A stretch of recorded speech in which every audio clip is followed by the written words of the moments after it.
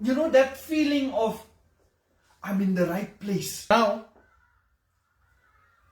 God speaks in many languages. If you see, God doesn't only speak through words. Like, He doesn't verbally, when you hear Him, it's not somebody that will speak clearly like me now.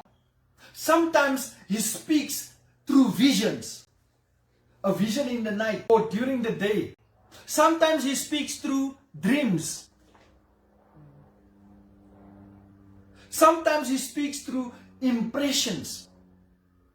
And sometimes He speaks through peace. You know that feeling of, I'm in the right place.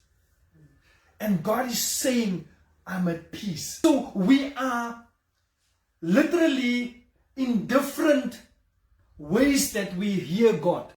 Some of us can hear God by just having some sort of a feeling.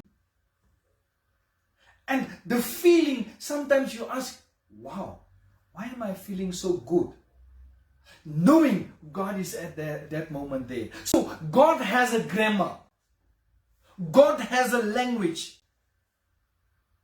God has a tone.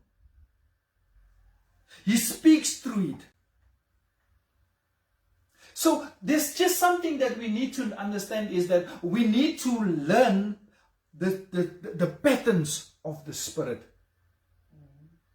So when we learn the patterns of the Spirit, it's easier to understand. So God's voice is a tone that carries His peace, not pressure. His peace, not pressure.